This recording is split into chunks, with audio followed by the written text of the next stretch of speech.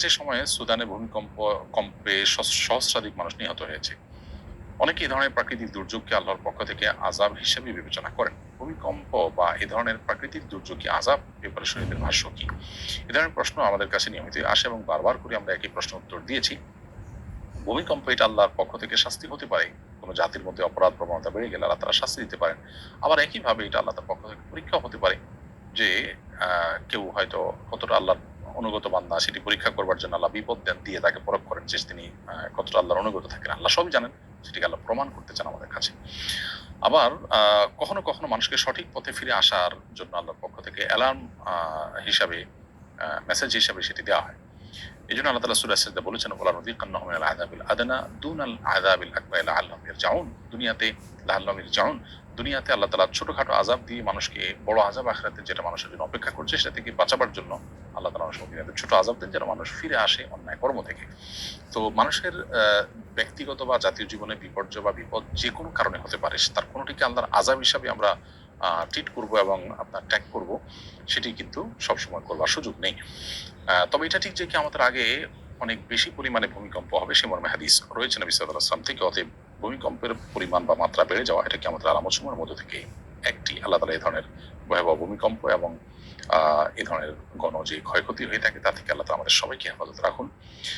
ভূমিকম্প হলে করণীয় কি? কোথাও যদি ভূমিকম্প শুরু হয় তাহলে সেক্ষেত্রে একজন ঈমানদার তওবা এবং ইস্তিগফার করবে দ্রুততার সাথে এবং সালাতে দাঁড়িয়ে যাবে। যদি যে জায়গায় ভূমিকম্প হচ্ছে বা অনুভূত হচ্ছে সে জায়গা থেকে তার বের হয়ে যাওয়াটা তার জীবন বাঁচানোর জন্য গুরুত্বপূর্ণ হয়ে থাকে তাহলে সে বের হয়ে যাবে। এবং এক্ষেত্রে বের হয়ে যাওয়াটা তাকওয়া বা আল্লাহর প্রতি ভরসার পরিপন্থী নয়, বরং জীবন রক্ষার খাতিরে বের হয়ে যাওয়াটাই হলো শরীয়তের নির্দেশ। আল্লাহ তাআলা আমাদেরকে বলেছেন, ওয়ালা তুলকু বিয়াইদিকুম ইলা তাহলুকা, তোমরা নিজেদেরকে ধ্বংসের দিকে ঠেলে দিও না। সো ধ্বংস হতে যাচ্ছে জানলে আপনি সেখান থেকে বের হয়ে যাবেন।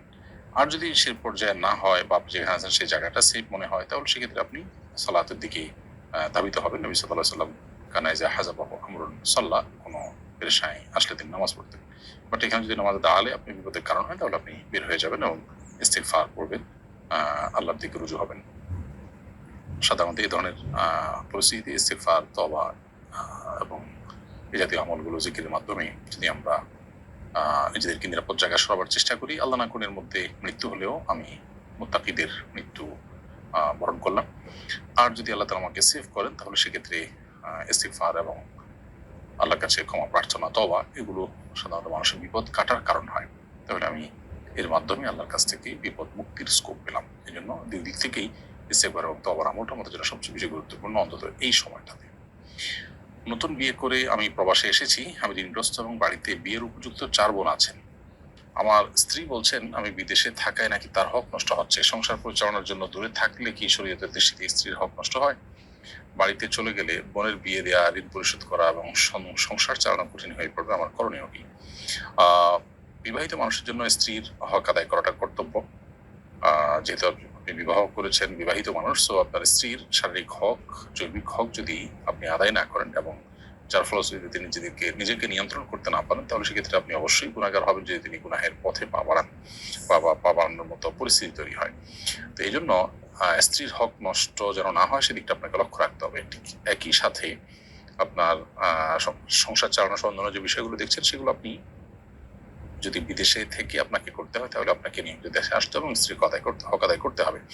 আপনি সর্বোচ্চ 4 মাসের মধ্যে একবার স্ত্রীর হক আদায় করলে বা দেশে আসলে সেক্ষেত্রে আপনি হয়তোবা স্ত্রীর হক আদায় করেছেন এবং এক্ষেত্রে স্ত্রীর আপত্তি এটাকে অগ্রাহ্য আপনি করতে পারবেন। সেটা যদি না করতে পারেন, আরো লম্বা সময় হয়, তাহলে আপনি স্ত্রীকে ম্যানেজ করে যদি হয় তাকে সবর করান, তাকে ধৈর্য ধারণ নসিহত করান, তাকে মানিয়ে নিতে পারেন, তাহলে সেক্ষেত্রে বিনয়ের সাথে, বিনম্রতার সাথে আলোচনার মাধ্যমে তাকে যদি আপনি না মানিয়ে নেন তাহলে সেটা আপনার জন্য জায়েজ হবে লম্বা সময় থাকা। আর যদি সেটা না করেন তাহলে সেক্ষেত্রে আপনি ঠিকই গুনাহগার হবেন।